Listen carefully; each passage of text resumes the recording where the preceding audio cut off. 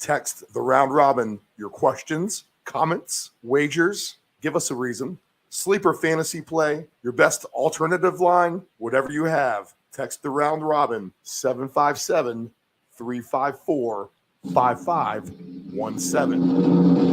Oh, say, can you see by the dawn's early light what so proudly we hailed at the twilight's last gleaming, whose cross stripes and bright stars through the perilous fight o'er the ramparts we watched were so gallantly streaming, and the rocket's red glare, the bombs bursting in air, gave proof through the night that our flag was still there. Oh, take us past our spangled banner yet wave, for the land of the free and the home of the brave. This is the Deep End Broadcasting Network. You are tuned in to the Round Robin with Stephen Murray on Deep End Broadcasting.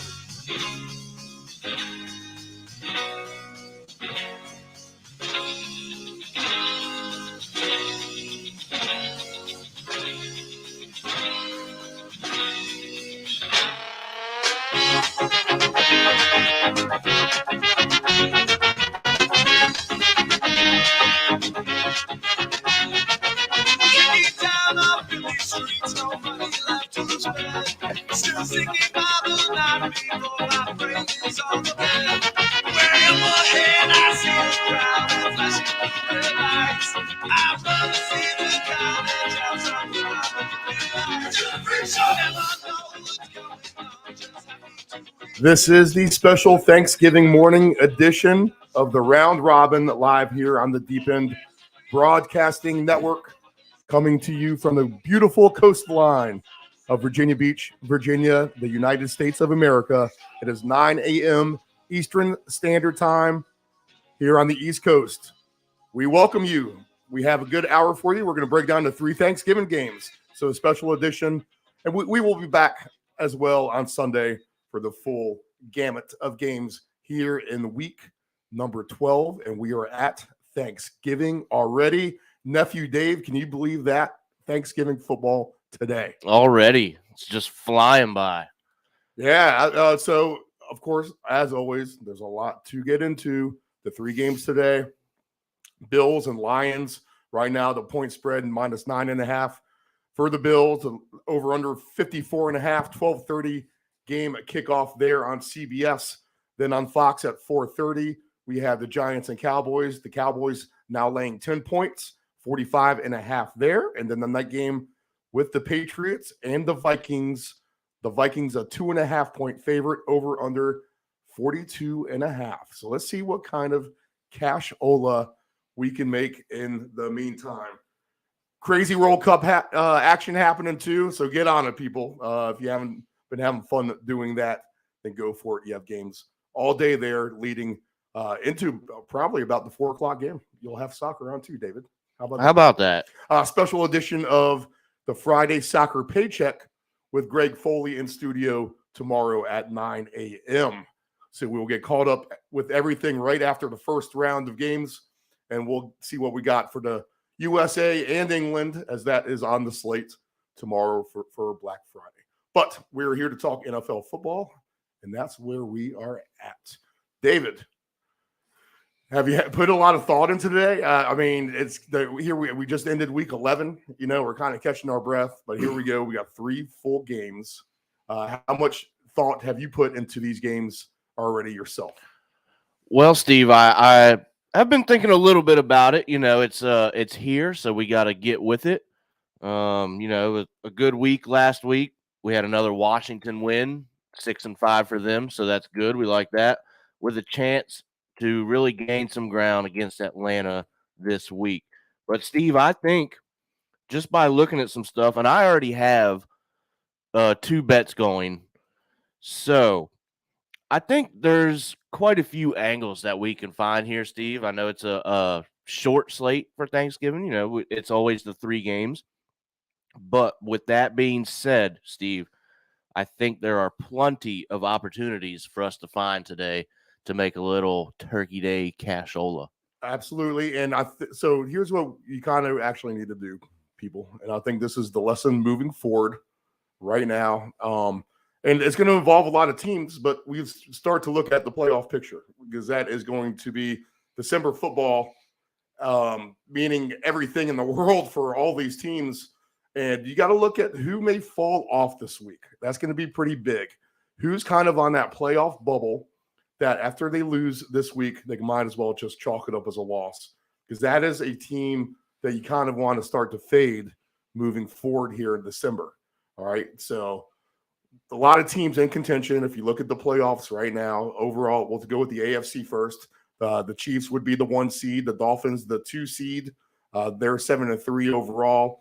The Titans have a 7-3 record, though. They were technically third. The Ravens technically fourth, 7-3, first in the AFC North there. And then your wild card teams right now at 5, 6, and 7 are the Bills, the Patriots, and the Bengals. So that would be your top 7. And then tied with the Patriots and Bengals with a 6-4 record are the Jets, but they are on the outside looking in because of their 2 losses to New England. Also, the Chargers at 5-5 are right there as well. And a big game on Monday night for the Colts as they are at 4-6-1. If they end up going to 4-7-1, that's probably going to be too much to overcome unless the Bengals and the Patriots keep regressing themselves. Then they will keep themselves in the race by that fact. So that's a huge game for New England today in that aspect, because if the Colts can get buried on Monday night and New England wins today, and you figure if Cincinnati can win, and that's going to be an interesting topic on Sunday, David. I'll tell you right now, looking ahead, we have for the 4th time this season the system play. Right. Okay. And it is 3-0 on the year, people. It is 3-0. And for a lifetime, we've only seen it lose once. So we've talked about it before. If you are a continued viewer or listener of the show, it is this. It is a team that is on the road at another team, but the team on the road has the worst record. The home team has the better record, yet the away team is the favorite in the football game. So the cases this year already are when New England beat the Jets on the road. And a few weeks back, the same week, we had the 2 system plays. If you remember that, the 49ers beat the Rams in Los Angeles, and both were convincing. And then very convincingly last week, Dallas, the favorite on the road, the team with the worst record at Minnesota, thumped Minnesota. So scenario there on Sunday, worst team. Team with the worst record on the road, a favorite at the team with the better record, and that would be the Bengals at Tennessee on Sunday. So the Bengals are the system play there, 3-0 on the year. So jump on that if you want. When I say it's only lost once in a lifetime, that's true, because this is my stat that I kind of dug up myself way back when at a Denver-San Diego game in San Diego. I was wondering why Denver was the favorite at a much better San Diego team. It really made no sense to anyone at that moment. That was when there was Tomlinson, I think, on that team, and Drew Brees was on that team as well. And they were humming, yet the Broncos somehow were the favorites at the Chargers, and they won the game. So we tracked that stat since, and the only time it's ever lost was with Brett Favre for the Vikings at the Bears, when the Bears were a good playoff contender at the time.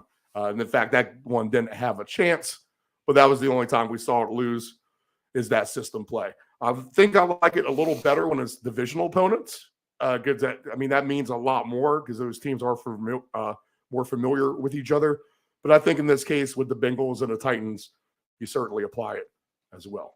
So Cincinnati, they're in the 7th place with The Patriots 6-4, so they are looking to fend off the Jets and the Chargers and the Colts. The Jets right there in a mix with the same record. Chargers a game back. So the Chargers play at the Cardinals. They'll have a chance to really put the Cardinals, really drive the dagger through their heart if it hasn't been done already. The Jets have the Bears, maybe without Justin Fields. We'll have to get more on that Sunday.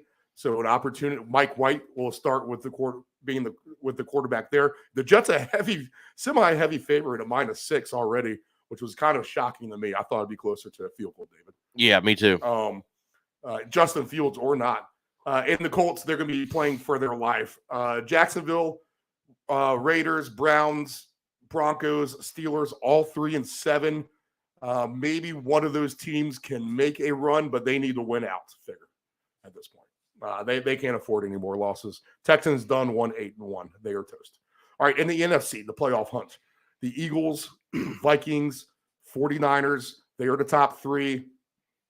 Eagles 9-1, Vikings 8-2. The Niners 6-4, and they're leading their division. The Buccaneers 5-5 in charge of their division.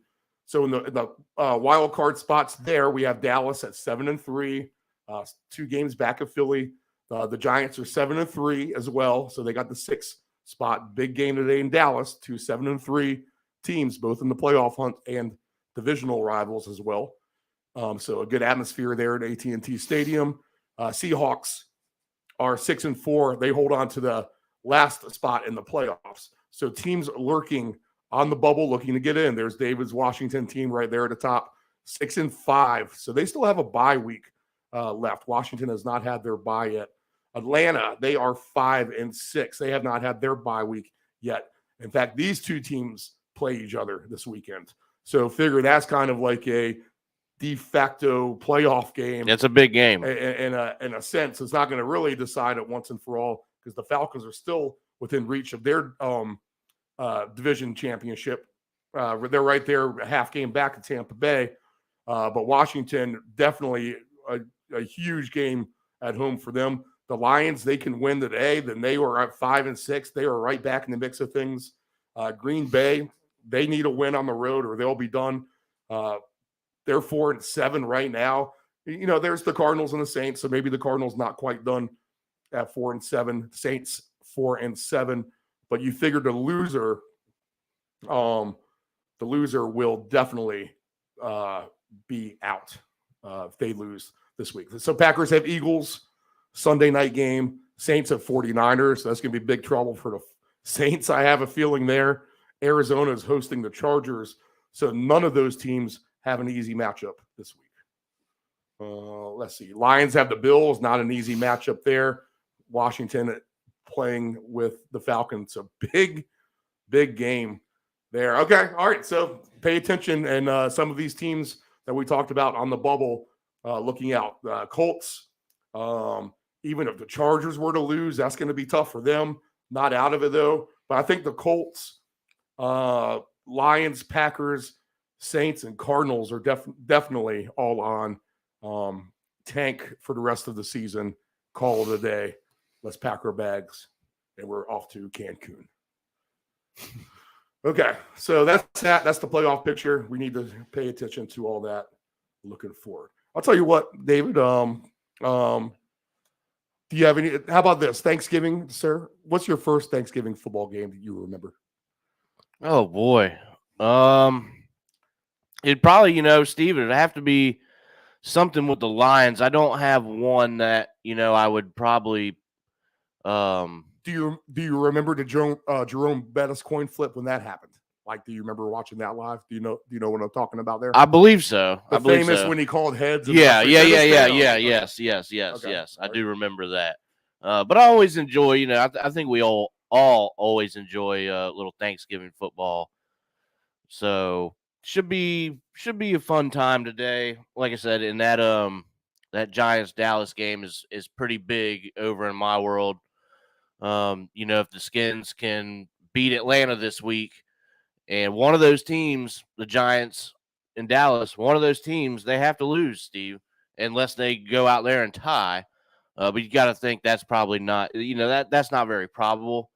So one of those teams loses, Skins win. They're only one game away from them gaining ground, and that just that really makes that playoff picture just that more crazy. So I'll definitely be tuning into that afternoon game, and that might be one to be a little bit memorable if the Skins can end up making a run and a push, and you kind of go back and you think, well, that Thanksgiving Dallas Giants game was kind of a big game for us. Well, the Raiders won last year, if you remember that. Right. No one expected them to win that game either. So, in fact, that was almost a tie, if you remember. Right. So that was a late win in overtime. So 40 years ago, 1982, I was sitting in the family room of the Uncle Myron household, Murray household in Oyster Bay, Long Island, New York. And there was a room full of New Yorkers, and the Giants were playing the Lions. It was a low-scoring game. No one had really scored all day. The Lions were going in for what seemed like was going to be the game-winning score when a screen pass was intercepted by Lawrence Taylor. Go look it up on YouTube. It's on there, people. And he does a good little interview about it, too. So it's kind of funny, the Lawrence Taylor pick. So he picks off the pass and takes it 97 yards for the clinching touchdown at the end of the game. And the New York family room in Oyster Bay, Long Island, New York, erupted. So that is my first Thanksgiving football memory 40 years ago. So kind of cool to see the New York team, Lawrence Taylor, screen pass, interception, touchdown, watching all the relatives of New York go bat crazy. Okay, let's go ahead and take we're only going to do a couple breaks. We'll come back and do all the games. And then we'll break again. And we got Dave Grande.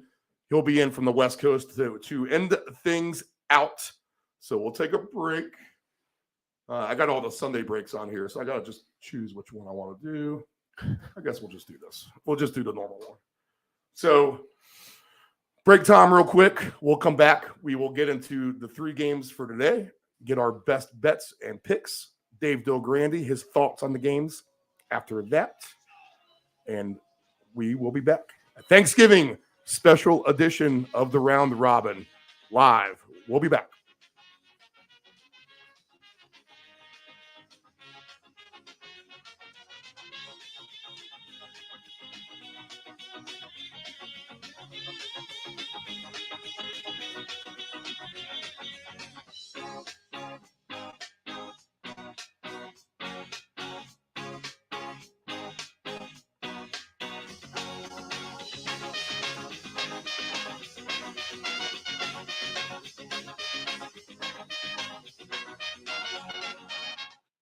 Know your gambling limits.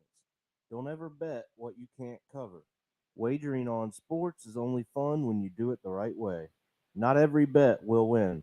When you get on a bad run, know it and avoid trouble. Know your gambling limits. Tired of your swimming pool's diatomaceous earth pool filter? The constant cleaning, green pool, cloudy water? I thought this was supposed to be clean. Trust your swimming pool's water quality with a custom sand filter install. A clean, easy solution for your swimming pool operations. Contact Dependable Solutions at 757-354-5517.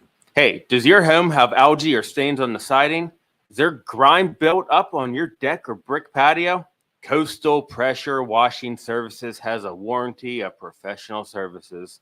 From pressure washing to window cleaning to deck and fence staining, as well as dryer vent cleaning, you got it all. Call Coastal Pressure Washing at area code 757-439-9810 or visit our website at coastalpressurewashing.net. Again, call Coastal Pressure Washing at area code 757-439-9810 or visit our website at coastalpressurewashing.net. Do you want to advertise with Deep End Broadcasting? Send us an email at deepend757@yahoo.com. That's deepend757 @yahoo.com. Control your alcohol. Don't fight. Don't drink and drive. Your one punch could kill someone. It happens. If you're behind the wheel, you may think you are fine, but then the other driver is under the influence of texting, and then you are done. Control your alcohol.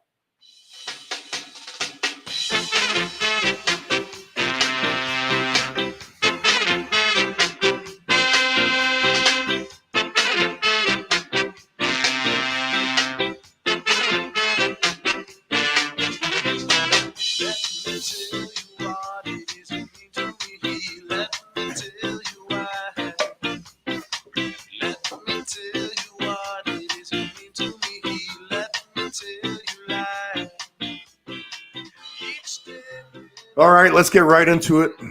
We're here to talk business. We're not here for pleasure.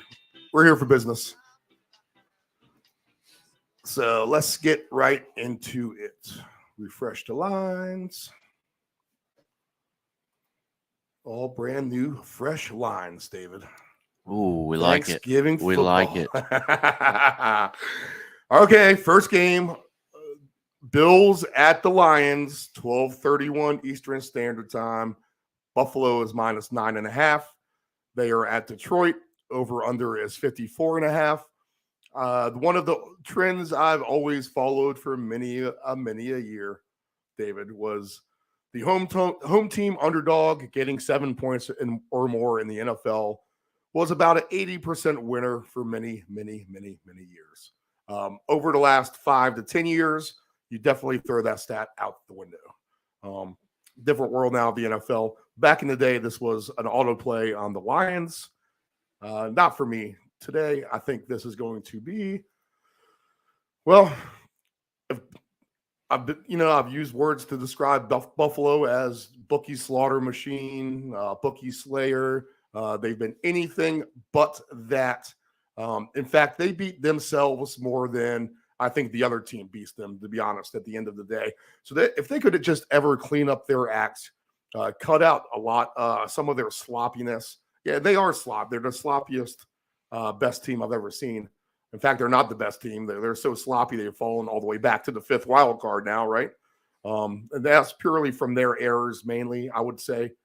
But if they could ever clean up their act, then yeah, they would be pretty much a bookie slaughter machine. Now, here's the Detroit Lions to clear your blues of sloppiness. Here comes El Slopo himself, the Detroit Lions. Okay, so where Buffalo may shoot themselves in the foot once or twice, the Lions could potentially shoot themselves in the foot half a dozen or a dozen times today. And there's your difference in the football game, people. So it's tough. The line's high. I'm every bit of me wants to say that Buffalo wins this game by 20 points or more, but they haven't done that all year. So why would they at this point? But I think playing in that stadium 4 days ago helps them. Detroit, they did have a good win, but they were on the road. Not that Buffalo wasn't on the road. But I think the familiarity of that stadium is going to actually help them today. Conditions good. Could be a big day for Allen and company. Could be a good big day for golf too. But I would just look at everything completely over in the props, totals, even Buffalo. I could see this game literally being 41-28. Oh, probably. Absolutely. 41-24. 44-21. Something like that. I think Detroit has a decent showing, but I think the onslaught of the Bills, if they just can clean up their acts, it's going to be too much for them to handle, and it should be a victory for Buffalo. David, your thoughts? CC, I was thinking right along the same lines you were. You know, you really think that this is a game where the Bills can go out there, you know, and blow it out against the worst defense in the league. But everything that has happened up to this point, not just with them, both the Bills and the Lions, look at all the games, around the league. Stuff that you don't think is going to happen is happening. So it makes me want to kind of stay away from that line at 9.5, where, you would think, okay, Bills by 17 at least. But it could be a shootout. And like I said, just with the way things, in the bizarro NFL that we're in, I just don't like that spread, even though it's something you really think would get home. So I think you have to go, you look at the over, but I think this game just screams player props to me. This could be a same game parlay dream. When you say that, that means everything that you take in your same game parlay, whatever you pick, that's what happens. So let's go through some of those odds as we look at them now. I kind of like Dawson Knox to have a big game today. For him to get 50 yards is plus 154, 60 yards is plus 240. But I think he gets into the end zone as well as an anytime touchdown scorer.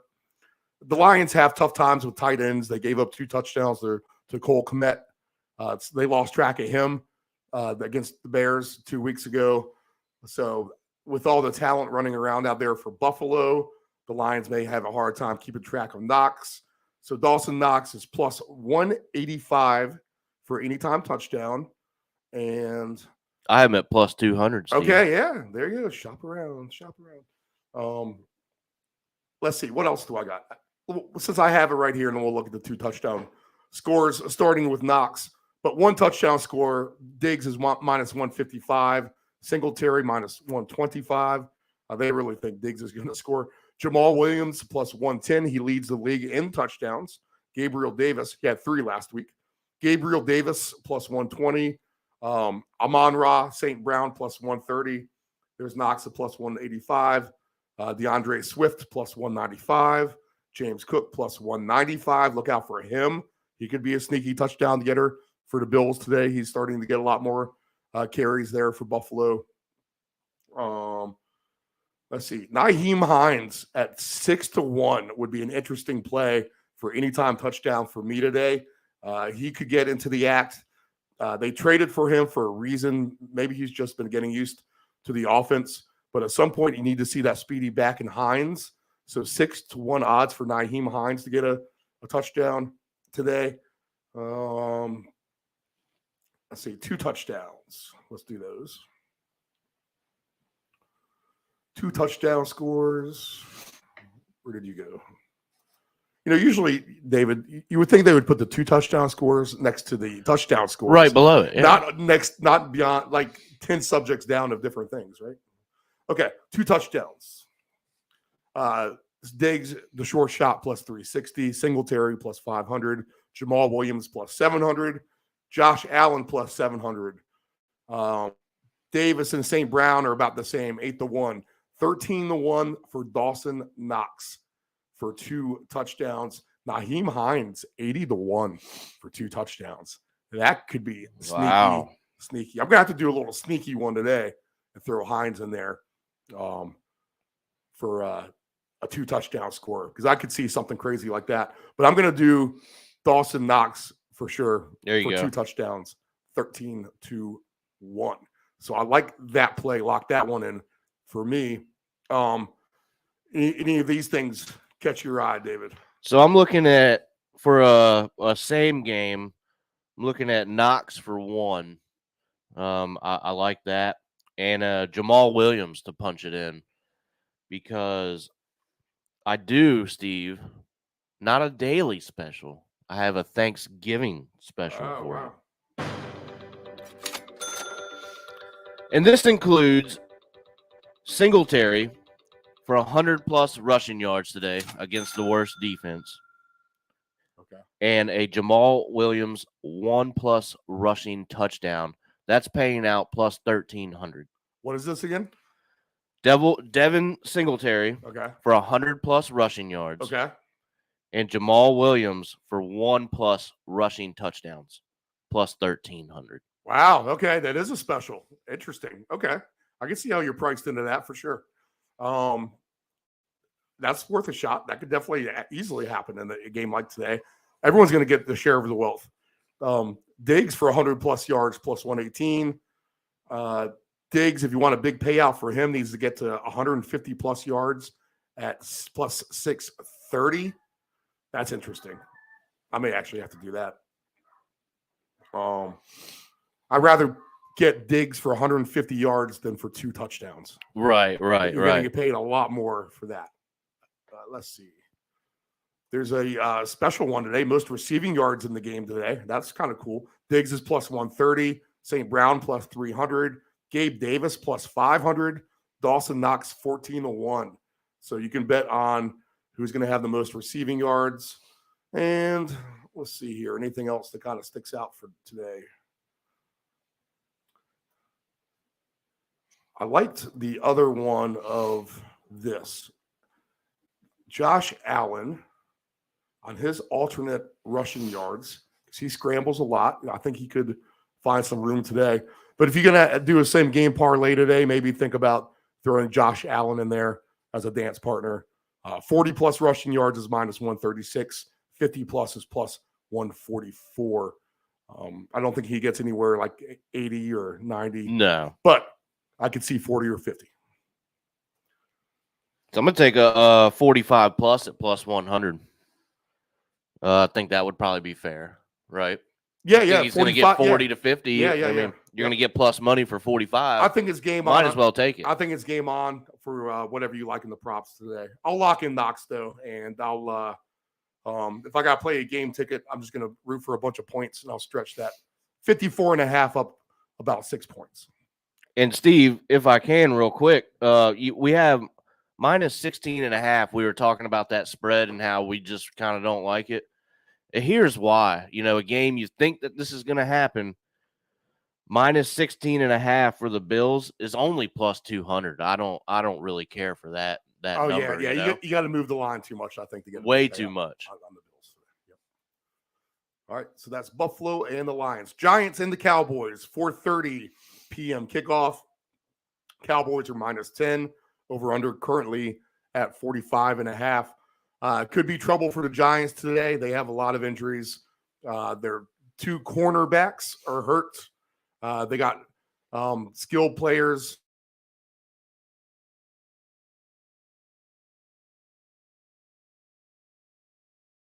Task Cowboys look like they had their A game point last week in Minnesota. Giants coming off a loss, but this is a division rivalry. 7-3 on 7-3.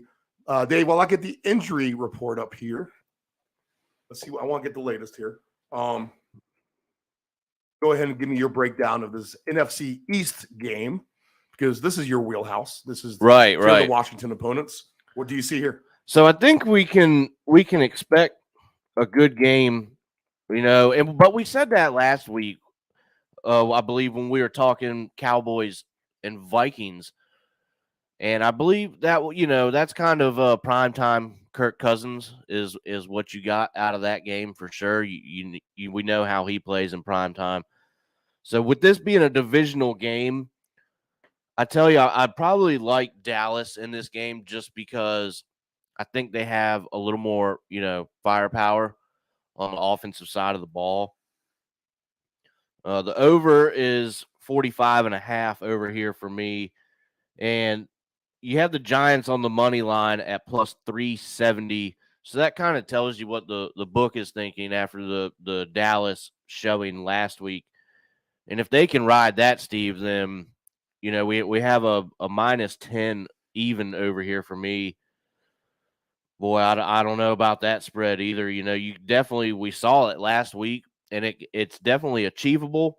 But I think the Giants' defense is decent, so we'll have to keep an eye on that. But I don't like the over just because of the Giants. I think they're going to have a little bit more tougher time getting theirs against the Dallas defense. That's pretty good. So Dallas, they're actually going to have their injuries too. There's going to be a lot of injuries in this game. So for the Giants, out is Bellinger, the tight end. They got 2 linemen down on the offensive line. Let's see. They got 3 linemen down on the offensive line. They got 4 linemen down on the offensive line, and they're missing Fabian Moreau, their cornerback, as well. And Dory Jackson. He'll be out too.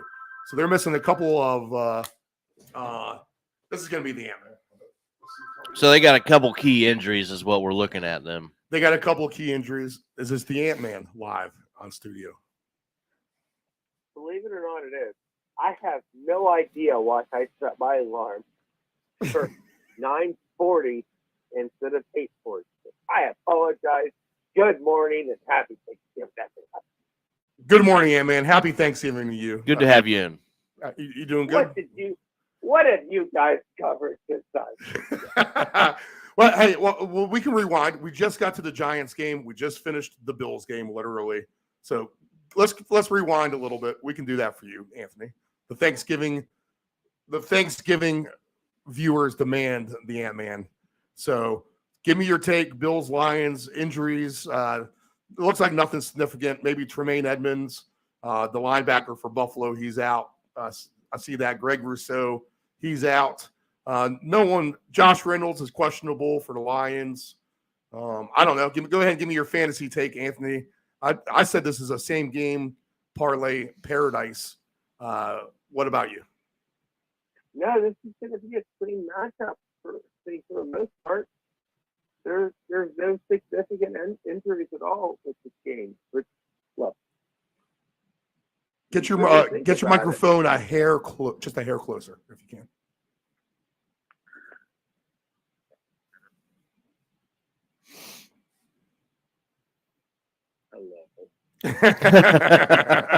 All right, go ahead.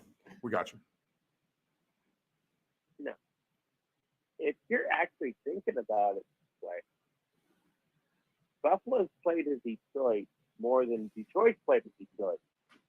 Buffalo actually took the visiting locker room last week just because they didn't want to move all their crap over. So this could be a get-right team for Buffalo, and for all my fantasy stuff, I'm hoping that it actually happens because we need Buffalo. What did Del Grande say? We haven't had him on yet, so we're not sure. But a same game parlay paradise is what I'm going to say.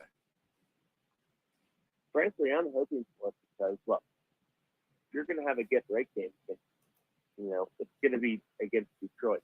Unlike Green Bay, their get-right game was supposed to be against the Lions, but that didn't really happen. But Buffalo is actually a better team than Green Bay, so let's hope that this actually happens. So I'm actually hopeful that Buffalo and Detroit can be a nice little same-game parlay. I mean, look at it. Look, what? You got Josh Allen, you got Biggs, you got Gabe Davis, you got Singletary, you got Dawson Knox, Amon St. Brown, Jamal Williams, DeAndre Swift. Look at all those players. Pick people. Throw them in a little lineup. That's going to be fabulous, Anthony. Yeah. Bet it all over.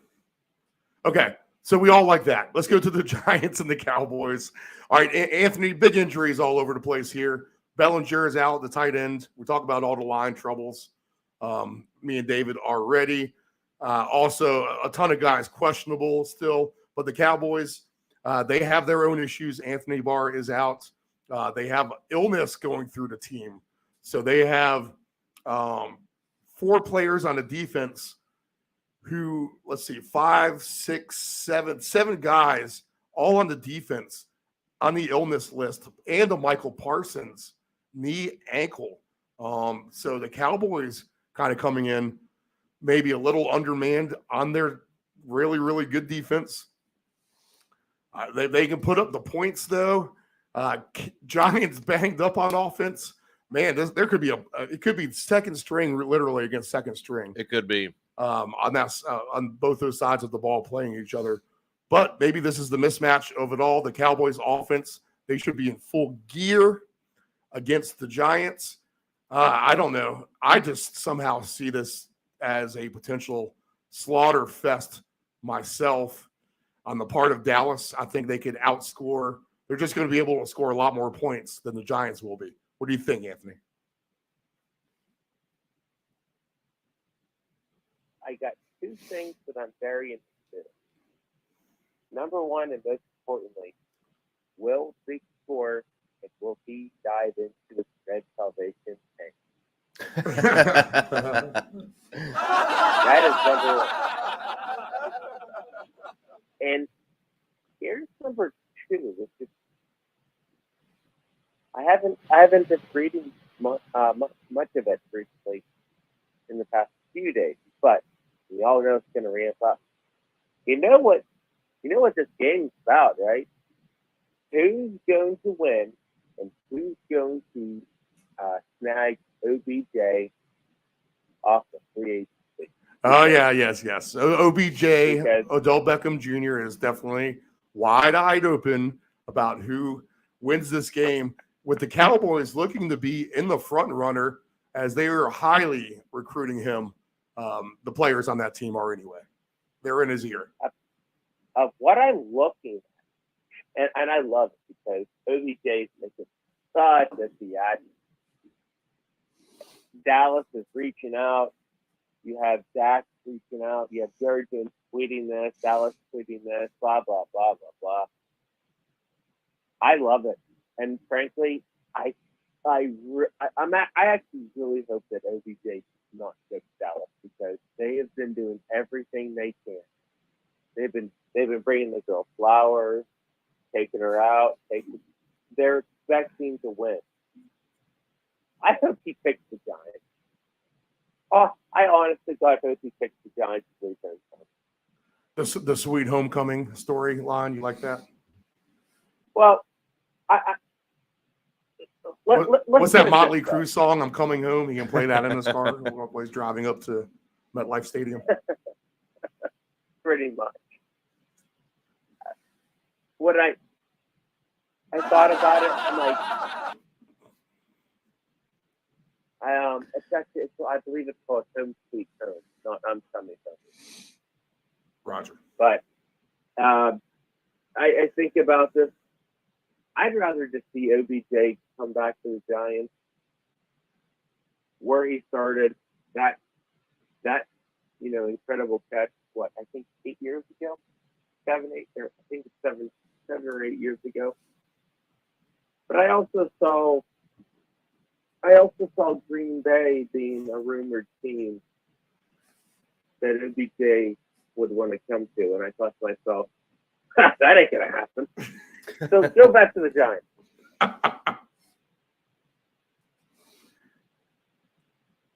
Yes, let's go back to the Giants, Anthony.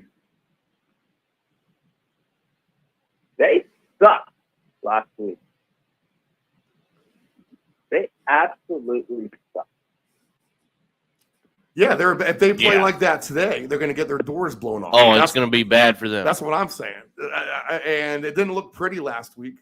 And I would trust Dak Prescott over Daniel Jones 10 out of 10 times if you ask me to. So if I'm putting my money down, and that's what everyone's tuning in for, is to make some loot today. That's right. They don't care about OBJ and Anthony's love affair with with Odell Beckham Jr. They want to win money. So I think you laid a hammer on Dallas today, to be honest. And you know what? Do the Cowboys blow teams out often on Thanksgiving? I think they actually, once in a while, that they do. So today's one of those days. And I would keep it simple. I don't know. So I like this, Anthony. You tell me about this. Maybe Nephew Dave can agree as well. I don't know what Dalton Schultz is right now, but we haven't had the Dalton Schultz day for tight ends. Dalton Schultz at any time touchdown score today is plus 230. And if you want to take him at 2 touchdowns, is plus 1,800. I could see myself, Anthony, completely with a Dalton Schultz 2 touchdown parlay plus 1,800 and a very sneaky Nyheim Hines 90-1 for 2 touchdowns for Buffalo. And this guy is going to get paid big time on Thanksgiving if that happens. But what do you think about Schultz getting into the act today for Dallas? I have no issue with this. I mean, the second that Dalton came back into the lineup, the second that Dak came back from injury, it's like, hey, where have you been? He just picked up where they left off. Dalton Schultz is still an incredible part of this offense. You have CeeDee Lamb, you have Pollard, you have Zeke, you have whatever receiver this is using. Dalton Schultz is an important part of this offense. And frankly, did you say 1,800 for two? Dalton Schultz is plus 1,800 for 2 touchdowns today. Yes. Very interesting. I'm going to run a couple numbers by you guys here. I'll start with the Nyheim Hines one, which is the long shot crazy one. But Dalton Schultz to have 2 touchdowns. And at some point, they traded for Nyheim Hines, didn't they? I mean, literally, they're going to have to throw this guy in the lineup. Why not today in a high-scoring, maybe blowout fest in Detroit where he can get on the board a couple times himself? But at 80 to 1 and Dalton Schultz at 18 to 1, that $10 2-game parlay is going to pay out $15,380. Now, if I want to put some more trust into Dawson Knox, which I will do as well, because I will play both sides of this ball, trust me. I don't want to be left out in the cold when I forget the other one. Yes, Anthony? Steve, while you're looking that up, I was going to say, I talked to my brother about this yesterday. Why not have the two tight ends double parlay? Yeah, the double tight end double parlay, $10 on the Knox for 2 and Schultz for 2 touchdowns pays $2,650. And for you viewers and listeners out there, when we talk about these player props, if you're following along, you've either won or you've come close to winning a lot. Right. One of the two. And we always give you touchdowns to make it exciting. I feel like all we need to do is bet one anytime touchdown scores, to be honest, because I think we'd get paid a lot more. But the fact is that a lot of these times we are in the running for these twos, and the double of Schultz and Knox is a nice one. $10 to win $26.50. As far as other players today, I mean, I think you can always look at Pollard. I think he's an auto play for an anytime touchdown at this point. If you think the Cowboys are going to romp, you can. If Knox or not Hines doesn't do the job for you, then you can do your 4 o'clocker with Schultz for 2, and then go ahead and add Pollard for 1 because you'll get a nice, cute little payout for that. David, you said you like the Cowboys right at 10 points. Is that basically your pick? Actually, Steve, with this, I'm going to go back to my team totals, the band totals. So I'm going to go with the Cowboys today for somewhere in between 31 to 40 points at plus 210. So if the Cowboys get in that 30-point window, thinking like 35 would be the sweet spot.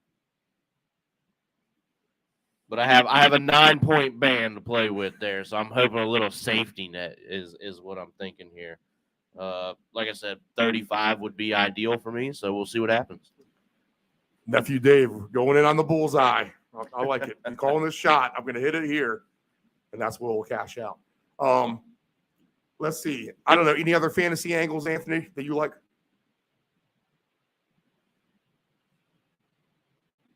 I actually am a huge fan of Darius Slayton. Slayton today? Let's see. Darius had him last Slayton, week. Number 86. I had him last week, and he didn't do anything for me. Or the listeners, because we actually gave him out, I think, as a pick as well. Well, I also wasn't on. And number 2, Wan'Dale Robinson also tore his ACL last week. So who the hell is Daniel Jones going to throw to? Because Saquon Barkley stunk. They actually gave it to Matt Breida more than they did to Barkley. So I wouldn't be surprised if Slayton found the seams and got in the end zone. He's getting a good payout today at plus 300. And if the Cowboys' defense is banged up, the potential for this game to go over actually increases dramatically, I think, as long as the Giants can get some protection. That'll be the It's really going to matter who That's gonna be starts the most completely for this difficult Dallas defense. This Yeah, might be one of because- those. Let's pay it a little closer to the injuries at game time. Exactly. There's a lot of people on the sick list right now Yeah, exactly. in this game, and the Giants are they're so strange. Like they beat all these good teams, lose to the Lions, they lose to crappy teams. Like I can't figure them out. I mean, Darius Slayton for 2 touchdowns plus 2,800, by the way. what? 2,800. Damn. Might have thrown him into some action. You get a nice little round robin with some of these guys. Yeah, no kidding. Darius, like, if you're just putting $5 things together, right? $5, like, let's say you have $30 and you want to play 6 of these. $5, I don't know. Bills line.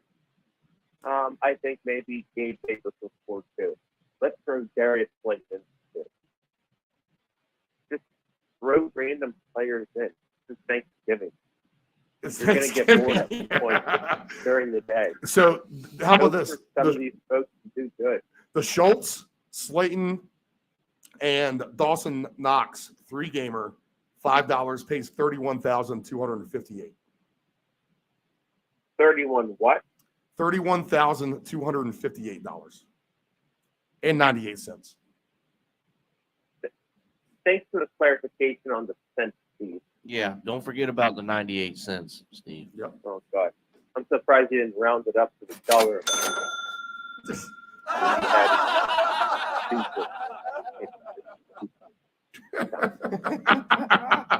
Five to win 31,258. 31. Yeah, and we're talking about, again, people, 2 touchdowns for Dalton Schultz, 2 touchdowns for Darius Slayton, and 2 touchdowns for Dawson Knox. Look, this is Thanksgiving. Oh, There's only 3 games on, people. This actually could happen. yeah, wait If you're only throwing $5 on this nonsense, till we throw Ramondre Stevenson in here in a minute. Let's see what it pays out. It's going to be over $100,000. Steve, He's at plus 110 for just one. Who? Well, Stevenson? Steve, you're Oh, also next in- game. Okay, yeah, okay. yeah. Steve, you are also insane because of this, but I know you're going to do it. And frankly, since I live literally like 10 feet away from you, I'll probably do it too. We got to. It's Thanksgiving, Anthony. Like you said. I'm going to do it. Why not? Hey, man. We're all going to get on that train Do today. you want to sit here for See what Thanksgiving? happens. Do you want to sit here for Thanksgiving and watch it happen and not do it? You know what I'm Right? saying? Oh, you'd be very upset. Yeah. So you almost pay that money just for insurance reasons alone to give you peace of mind, you know? For sure. You're either going to make the bet and be miserable or be happy when you watch it, or you can actually give thanks and talk to your family today. Which one are you going to pick? I highly doubt you're going to pick what I just said.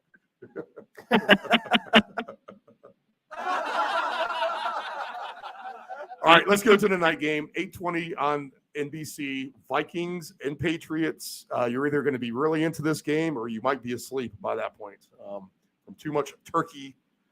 Vikings minus 2.5, over under 42.5. Patriots defense, unconfirmed stat, but this is what I was told.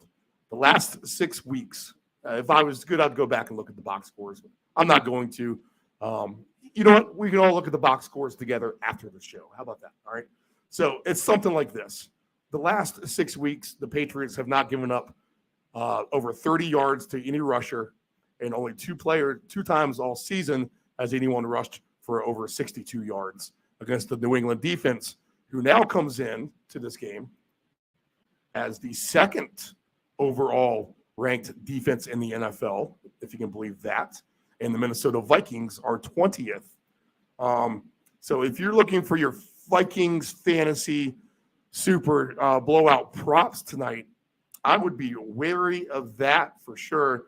Vikings have offensive issues on the line. Their tackle is going to be out. And the pass rush of Dallas completely exploited it. Now, if there's one specialty that the Patriots defense has, well, I don't even know. Across the board, they do everything well, but they will turn you over and they will definitely sack you, and they will put pressure on the quarterback as well. If you don't think Belichick knows how to attack Kirk Cousins on a Sunday night football game on the road, then you're going to be sadly mistaken.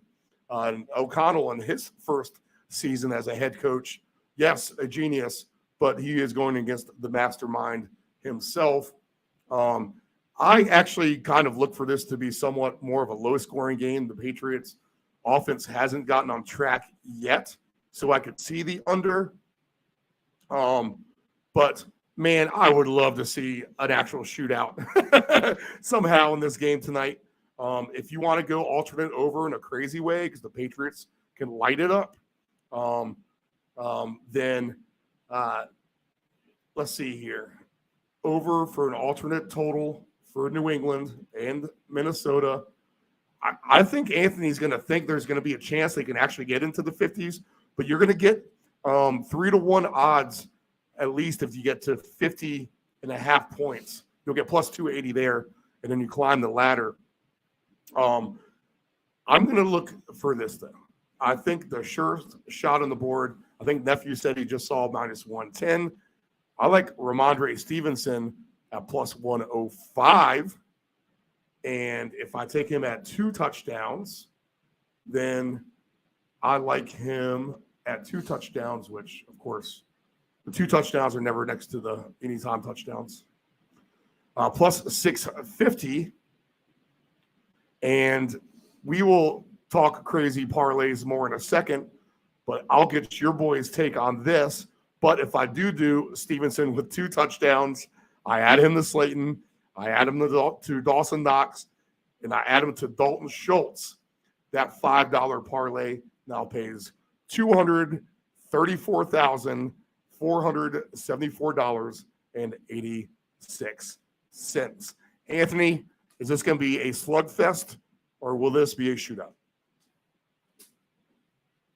When I saw that the Vikings were playing Patriots on Thanksgiving, I thought to myself, turn the game off because Kirk Cousins is going to play on primetime. And when the cameras are facing Kirk Cousins, turn them off. And then I had to scroll down. Oh, yeah. He's playing on NBC. He's playing on Sunday Night Football, even though it's a Thursday night game. Oh, God, they're playing against the Patriots. Yeah, we're screwed. But this is interesting because Kirk Cousins has also played on a primetime game before. But believe it or not, if anyone's listening, I don't know why. I have no evidence of this. When Kirk Cousins plays on primetime games, he stinks. Absolutely stinks. Worst thing you've ever seen in your entire life. What he did against the Cowboys with that 40-3 loss was absolutely disgusting. Now he's going game's home, right? Yeah, Minnesota in Minneapolis, indoors, All right, no elements. So it's indoors.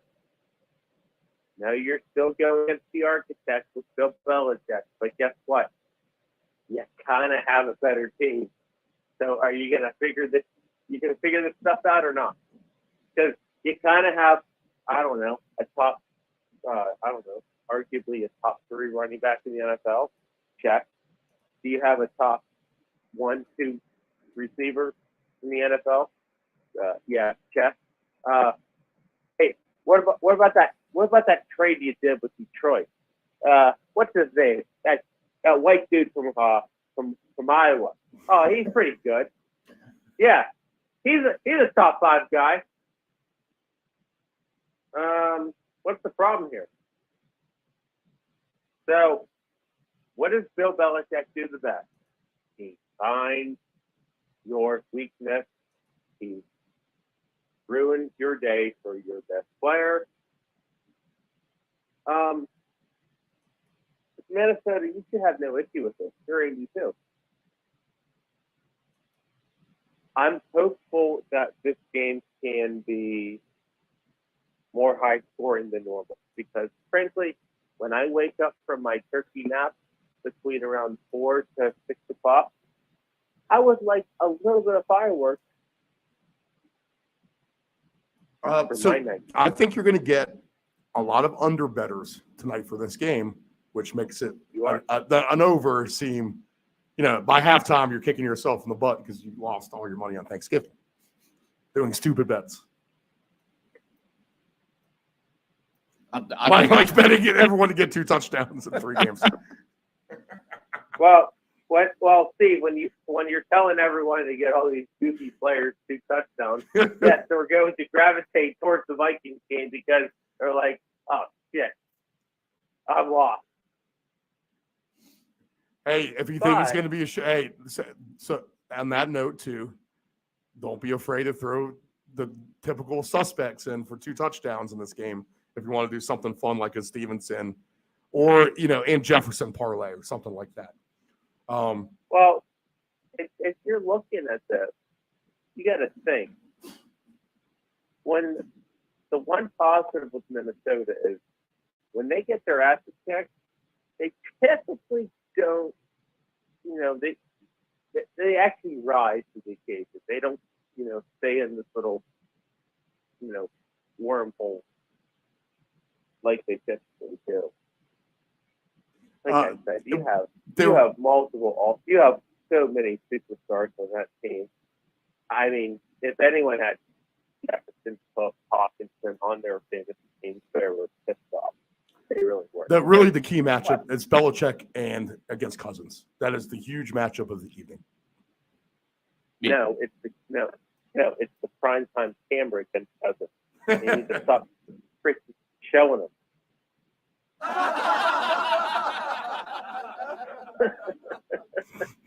Yeah, please. All right. So you're open to all fantasy angles there. David, what do you think? Everything in me wants to play this under at like 35 or 36. Well, you've played all the Patriots unders to 100% success. Yeah, so that makes me really want to play. They have a New England number 2 defense, and you look at the struggles that the Vikings had last week against a good Dallas defense. Like Ant said, they typically don't get hammered twice, and I'm not saying they're gonna get absolutely blown out here.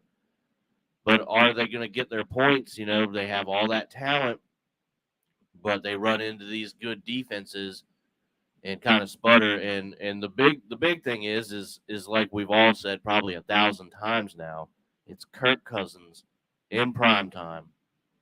8:20 kickoff. Everybody in the country is watching it.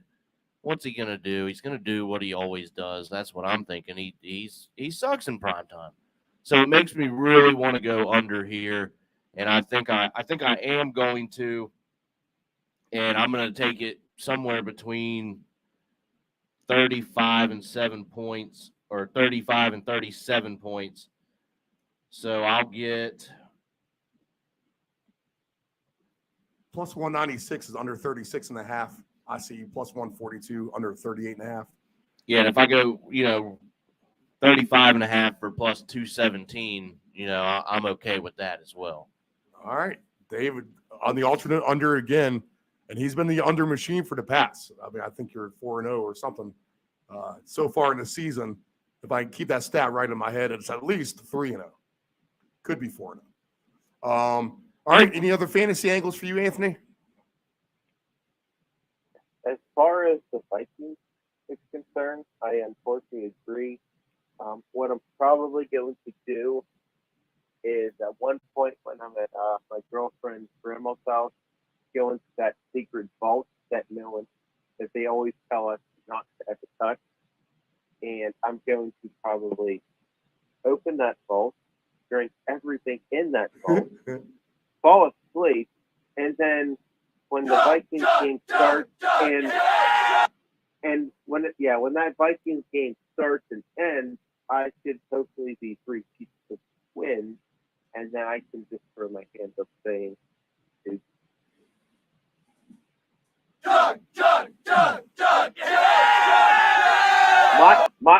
My goal is actually not to watch this game.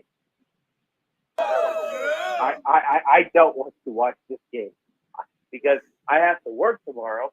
I want to get drunk enough and tired enough early enough for tomorrow. Fucking damn it! Oh God, is that me? Oh God, that's really what I sound like. Injuries tonight for the game. Isaiah Wynn is out for the Pats. Questionable is David Andrews. The way he was limping off the field last week, I mean, he was getting carried into the locker room, but they're just calling it a thigh injury, and he's actually questionable. So David Andrews, although it didn't look like he could walk last week, isn't listed as out. I would doubt he's going to play. Marcus Jones, the one defensive back, is out. Devontae Parker, knee injury, questionable. Marcus Jones is actually questionable. Marcus Jones, the game-winning touchdown last week. Andrew Booth for the Vikings, quarterback, he is out. Darisaw, offensive tackle, is out, concussion. Another cornerback, Evans, out, concussion. And Dalvin Tomlinson on the D-line is questionable. So both teams in this game relatively healthy. So Anthony can see a fantasy fest somewhat. Nephew Dave can see an alternate under. I can see Ramondre Stevenson getting into the end zone for at least one touchdown. I would play all these guys for one touchdown each. People, Dalton Schultz. These are my official picks. I'll give them to you right now. Dalton Schultz for one touchdown. Knox for one touchdown. Slayton for one touchdown. Stevenson for one touchdown.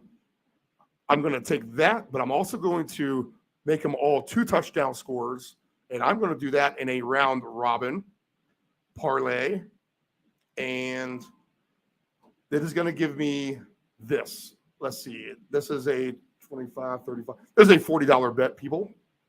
So I have 5 different 2-game parlays amongst Stevenson, Slayton, Knox, and Schultz for 2 touchdowns. Any combo of that will split up $3,500. So, $500 on the average payout for a 2-gamer. $5 on the threes. I only get 2 chances for these. They won't let you 3-game. You kind of have to go through separate and do it, which I will. But so the round robins on this, just 2 different wagers. It will give me the same game. They make it weird on this. You have to do it different. So $15,000 on those 2. So $7,000 if I can get 3 of those guys, and altogether $5 to win $234,000 now as the lines are moving. $234,000 and change, 4 touchdowns, 2 each. Schultz, Knox, Slayton, Stevenson. As far as game winners today, I think the Cowboys cruise. Alternate over Bills by a little bit. Cowboys to win by more than 10 for sure. Maybe stretch out 13.5 or something like that. Maybe more. And then I'll call for the outright upset and a 3-point victory for New England because that's what Bill Belichick does. He wins. Unlike Kirk Cousins, he will win in a night prime time scenario. Okay, Nephew Dave, what do you got for your picks? My picks for today. So I went ahead and I followed. I had the Dawson, Knox, Schultz, Stevenson, all for 2. That's 10 for 17,000. So we'll see what happens there. I also took a Dawson Knox anytime, a Jamal Williams anytime, and Josh Allen for 45+ rushing yards. I have where did that go? Oh, I had the Turkey Day special. Devin Singletary, 100+ rushing yards. Jamal Williams, 1+ rushing touchdown. And then my my bands play with Dallas for 31 to 40 points. Buffalo plus the over in that regard. And then I finished that off with the alternate under 35 and a half. See, Ant-Man, Nephew Dave will throw out 3 plays on a Sunday, but he's going to listen to your Thanksgiving advice and lay the hammer down and throw money everywhere for the games today. All right, Ant, what are your best picks fantasy-wise? Anything else you may have?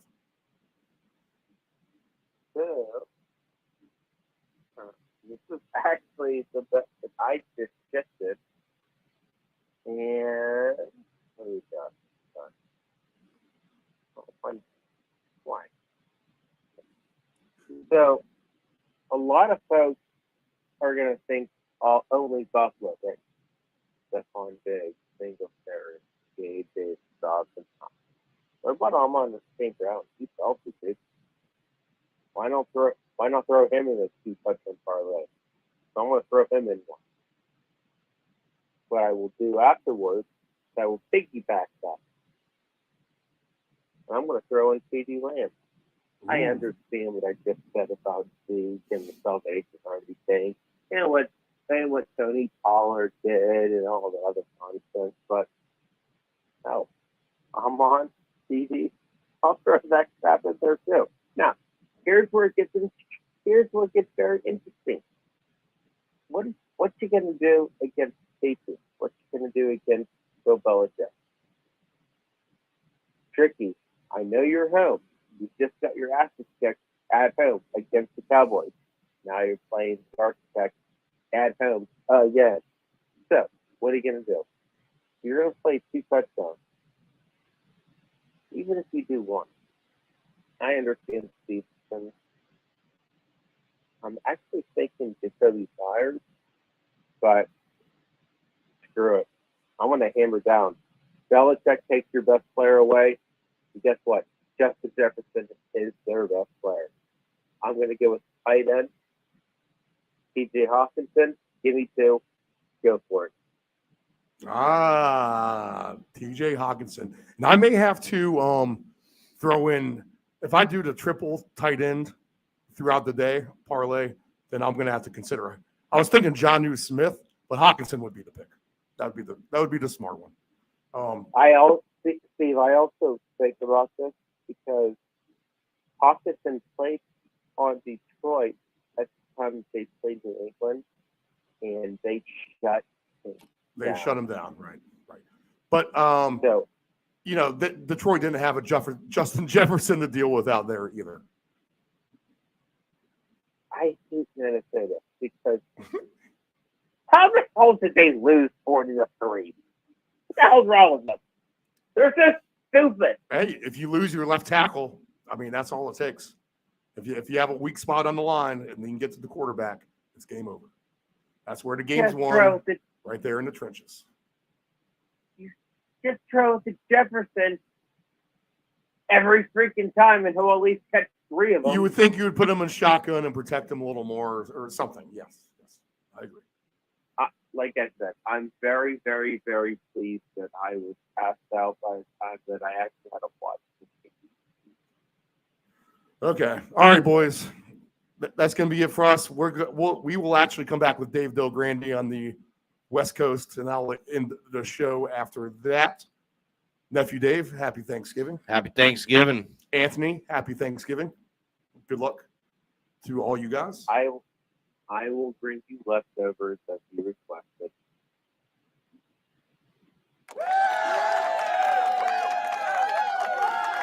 Are you that lazy that you're going to use a soundboard instead of saying thank you? God, are we getting that lazy as a oh my, I hate my life. Thank you, Anthony. Have a very nice rest of the day. It'd be much appreciated. Okay, so let's go ahead. We will take a break. Dave Del Grande on the other side. We will be back right after this.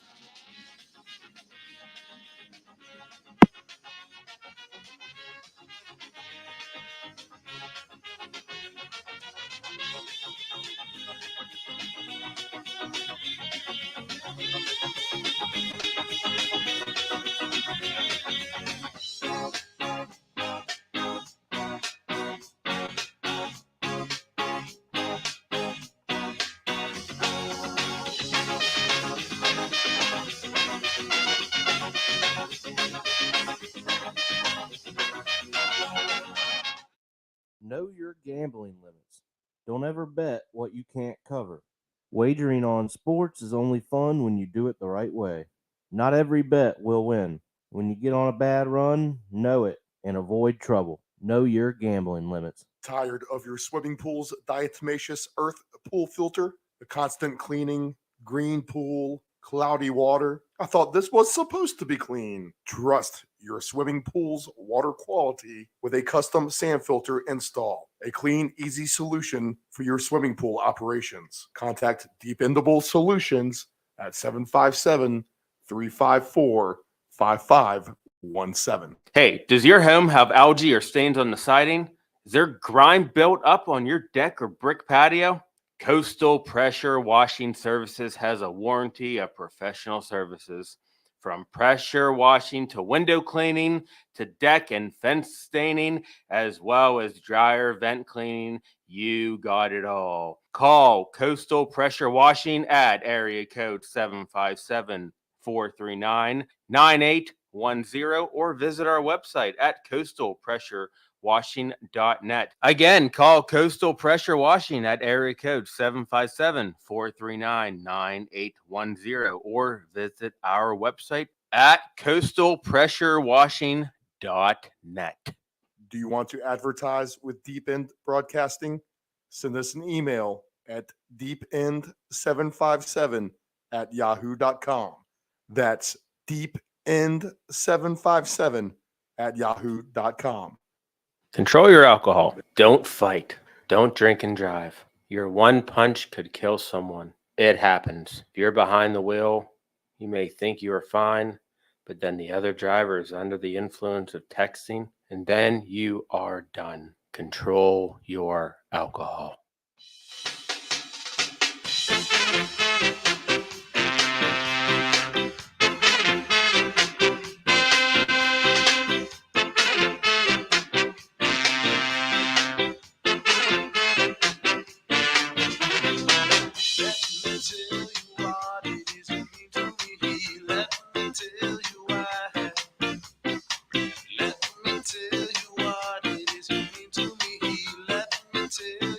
Welcome back from the West Coast. Joining us on this Thanksgiving morning, he works for Field Level Media. He's on to break down these three games with us we got today. Happy Thanksgiving, Dave. How's it going, man? Oh, always love Thanksgiving. It's like having an extra Sunday in your NFL week. Great day, great holiday. It is a fantastic holiday. And actually, maybe you'll appreciate this because I know your wife is from the Long Island area. And I think my first vivid memory of Thanksgiving, I'm going to take you back 40 years ago exactly, 1982. Now, I'm watching this with a bunch of New Yorkers there in Oyster Bay, Long Island, and Mr. Lawrence Taylor famously takes that 97-yard screen pass to the house in the Pontiac Silverdome for the Giants to win on Thanksgiving Day in Detroit. Do you recall that play at all? No. Okay. How about this? What Thanksgiving game maybe sticks out to you the most? I mean, we've had the Bettis coin toss and everything. Yeah.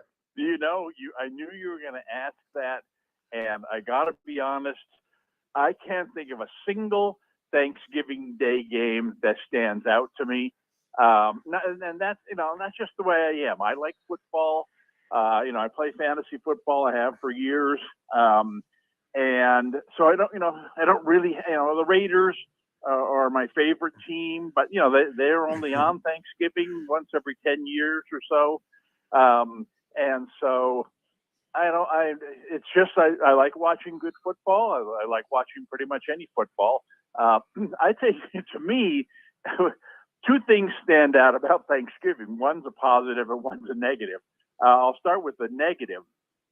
And I guess, I can summarize the negative in 3 words, that being dining room table. Now, I don't know, kind of house that you grew up in or what, but where I grew up, you had your standard kitchen table, family room table, where you had your meals pretty much every night next to the kitchen. Yep. And then then off to the side, you had your nice dining room table. Same setup. You didn't even touch, you didn't even go in there. except for on holidays and special occasions. Problem with the dining room table, which of course we ate at every Thanksgiving, is the TV was set up to be watched from the kitchen table, not from the dining room table. So when you were in the dining room, you could not see the television. And that was terrible. I was always more interested in the game than the food. Why can't we just take the food, go over, sit on the couch and watch the game like we do every other day? So that to me was always, what's going on in the game? I tried to keep the door open between the dining room and the kitchen so you could hear when something was happening. So to me, that was always a big negative. A big positive to me was the fact that Thanksgiving Day games on the West Coast, everywhere, started a half hour earlier than your normal Sunday. So instead of, starting at 10 a.m. on a Sunday, which is a little late, I can't imagine living on the East Coast and having to wait till 1 o'clock to watch these games. 10 o'clock's bad enough. But it's like, there was just that you get up on Thanksgiving Day. It just seemed like, hurry up, let's go. We can't miss opening kickoff. There was always that kind of a rush to it, which is nice. And, that just, to me, it's almost like, one of the things to me that makes watching like the British Open in golf, or heck, even the World Cup that's going on now, is that you wake up in the morning, you turn the TV on, and there's action. There's a sporting events going on, and this there's is great. Great. Non-stop sports right now. Yeah. Yeah, but it's and I'm talking about NFL football. I would put on a pedestal, with the major golf championship like the British Open, or something like the World Cup. So I just don't. You can turn on TV any hour now, and you can watch a replay of the Cal Oregon State women's volleyball match from last night. And oh boy, was that was a thriller. But it was, to me, that gave it a special feeling that this is like the British Open. I'm getting up first thing in the morning to turn the game on. It just made it a full day's worth of game. So, rather than, I remember Ed Podolak, big day against the Chiefs, against the Cowboys, or something that the Raiders might have done. That's just not the kind of, I've watched so many football games in my life that they all kind of, as you get older, they all kind of mesh together. But my recollections of Thanksgiving are the dining room table and the 9:30 starts. Well, so all the networks plan to celebrate John Madden tomorrow, Thanksgiving Day, and he is, of course, the old Raiders coach. You have been in the Bay Area for a long time. Did you know John Madden at all? I never met him. Okay. We all, everybody in the Bay Area knows John Madden. Mm-hmm. He was one of these guys who, obviously, very popular whenever the Raiders were playing, but was also equally popular when they weren't playing. He had kids who played sports.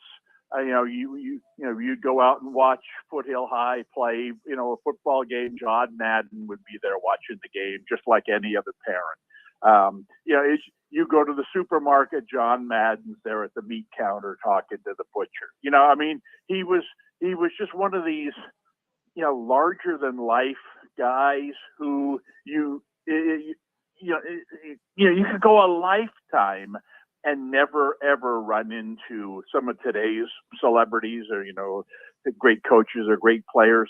John Madden, you couldn't go a week without running into him somewhere. And I don't live in the same town as he did, but 15 miles away. And it was just, you just saw him. If there was a parade going on, if there was any kind of special thing going on, heck, Cal was playing, USC in football. It's like, that's John Madden. What's he doing here?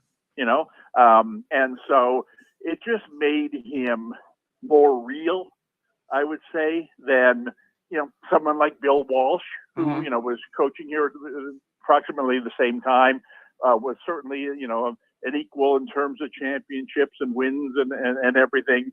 But, I'm not sure I ever saw Bill Walsh outside of, the football stadium. So to me, that's what made John Madden, special. Okay, 12:30 p.m. kickoff East Coast time, 9:30 on the West Coast. So Dave won't have to wait too long in the morning. I can already enjoying it. The Bills laying 9.5, and I think this is the highest over/under we've seen all year, 54.5. I think the common trend has been this. Detroit has been playing a ton of over games, and a team like Buffalo, meaning a team like Detroit, is very susceptible to going easily over themselves. I mean, they're expecting a lot of points here on paper. Do you expect the same thing for this game? Absolutely. We've talked about this the last couple of weeks. Yeah. I'm not sure how much I've gotten right the last couple of weeks, but the one thing that I'll remember is being right about the Lions 2 weeks in a row. Their game against the Bears, which I believe was like 31-30. And then last week's game against the Giants, again, not a game, both those games you wouldn't necessarily think would be a shootout just based on the fact that the other team is not, is not Kansas City, is not Buffalo. But yet the Lions do enough to carry these games over. And the Lions, shockingly last week kind of shut things down. I mean, they got so far ahead in that game, they didn't know what to do. That clearly won't be the case this week. But the good thing about the high scoring team falling behind in games is they're always capable of coming back and scoring. Detroit's played a lot of these games this year already. I remember the early game against Philadelphia where they fell way behind and they just kept scoring and scoring and scoring. And eventually, I don't know, that was like 38-31 or something. You mentioned 54 being, it's like, they just played 61 against the Bears, and the Bills are twice the offensive team as the Bears. There's no way the Lions are going to stop the Bills. And that being the case, in the end, the Lions are going to find their way to get their points too. I think this is going to be easily over that number. It's I'm very much looking forward to this game because, it's a fantasy player's delight. All right. Yeah. So great track meet. The Lions, they have trouble with wide receivers. So I'm sorry, with tight ends. They have trouble with everybody, but tight ends, Cole Kmet, 2 weeks ago had a couple touchdowns from the tight end position. Can you see Dawson Knox having a really absolutely strong game tomorrow? Well, Yeah. like I said, this and the Bills, we talk about this a lot with the Chiefs, and there are a couple other teams that are like this as well. They're high-scoring teams, but they don't run for touchdowns. They get most of their scores on passing touchdowns. Of course, the quarterback is as likely as anybody to run the ball in. So it's one of those things where I could easily see them getting 4 passing touchdowns in this game, and in which case it'll probably be spread out to at least 3 different guys. And Knox would be number 2 on my list behind Diggs. I think Knox he had a very good game last week. He's an elite level tight end. I can see him scoring once, if not twice, in this game. Okay. Nice. I'll give you a real sleeper in this game, and I'm not even sure I remember his name properly. But the Bills' second running back is James Cook. I want to say James Cook played. Yep, if you look James at the Cook. numbers from last week, he basically split carries with Singleton. He had a really nice game. It seems to be a guy who's gaining some momentum in terms of how much he plays, but he's never scored a touchdown in his career.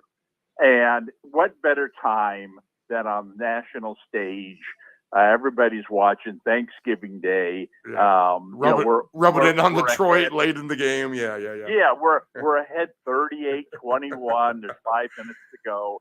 All right, James, go on in there. Let's go. And he goes in and he gets the the refrigerator Perry memorial touchdown plunge, and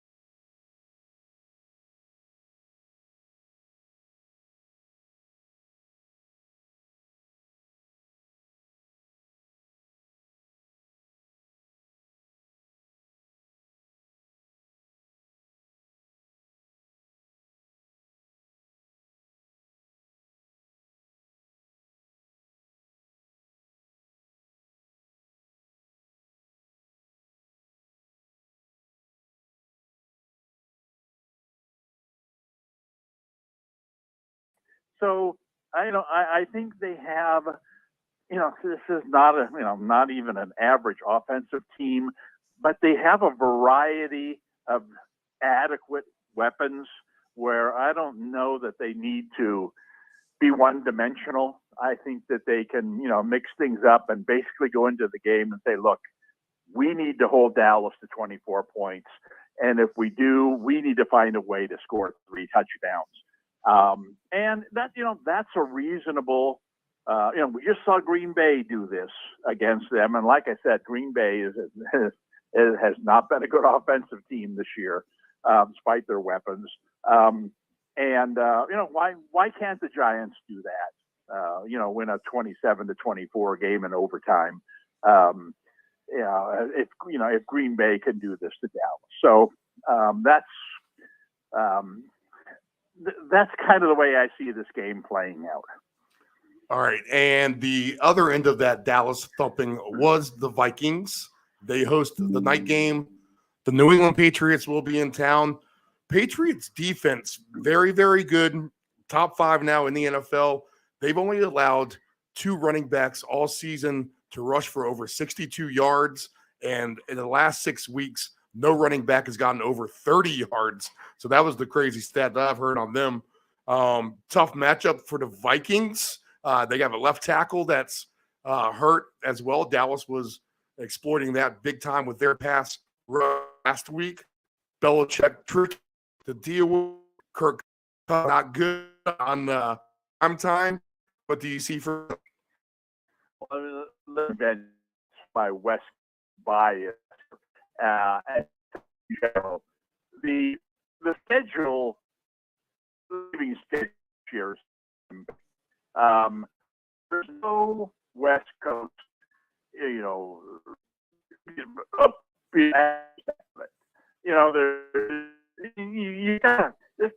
gotta throw the Chargers. You gotta Seahawks in there. You throw the 49ers in there.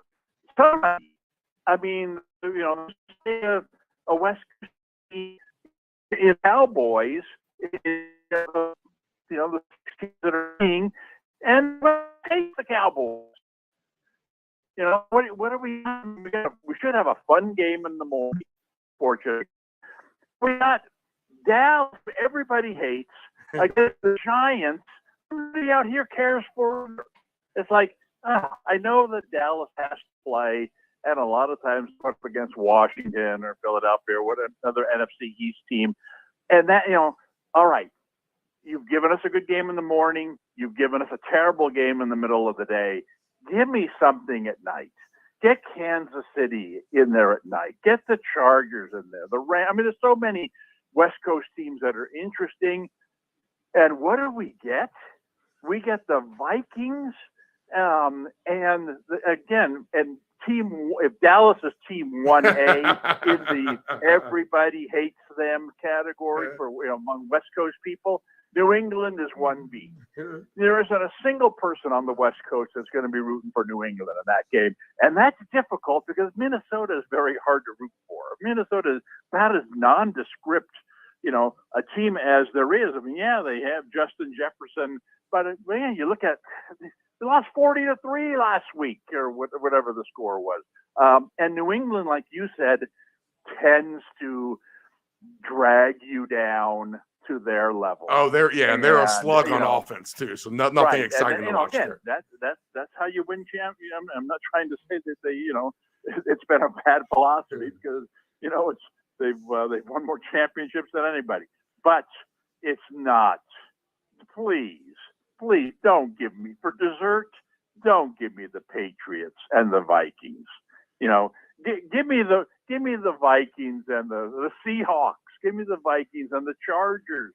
Give me something where there's a little juice there, a little from a fantasy perspective. Oh, I'm going to definitely watch that night game because it's the Chargers and the Vikings, and that's going to be high scoring. You can't even say that for this game. You certainly wouldn't want any New England guys. You never want any New England guys on your fantasy team going in, especially against a decent, or better than decent opponent. And meanwhile, while Minnesota has some nice weapons, like you said, it's very hard to run the ball on New England. You're going to play Cook, because you always do, but you don't do it with a lot of confidence. You're going to play Jefferson because you always do, and he'll find a way to do a little something, but won't have a big game. I just think that I've probably watched Two good kickers in this game. Thanksgiving game for as long as, when was the first Thanksgiving? 1775. I've probably watched every Thanksgiving game in the history of Thanksgiving games. If there were ever a game where I'm like, you know what, maybe I'll get to bed early Thursday night and, catch World Cup Friday morning. This is that matchup. Terrible. Kicker props all day, baby. Two good kickers, though. Folk and the Vikings kicker in the indoor environment as well. If that's what we're talking about. Normally we would talk about that if the Texans were playing the Jaguars. This is actually two teams that, both have a chance to make the playoffs. Heck, one's winning their division. Is the other one even winning their division? No, Buffalo. Oh, no. Actually, if the playoffs were to start today, the Patriots would have the last spot. Yeah, well, there you go. So, I mean, it is two teams that, are at least you would say are playoff contenders. But, oh, man, it's not that is to me red flag game. No, 49 no interest, no fantasy interest. 49-42 written all over it. Yeah. All right, Dave. Well, enjoy the food, man. We'll get you on for the best coast, the West Coast games here, and we'll discuss those as we get into more of Week 12. All right, enjoy your food, man. Okay. All right, great. And thank you, guys. We appreciate you joining us on the Thanksgiving edition of the Round Robin. Again, tomorrow morning, the Friday Soccer Paycheck Special Edition, 9 a.m. Eastern Standard Time. Greg Foley in studio. And then the Round Robin returns Sunday morning, 6 a.m. with the full slate of Week 12 games that remain. All right, good luck on your tickets. Everyone have a happy Thanksgiving and safe travels wherever you may be.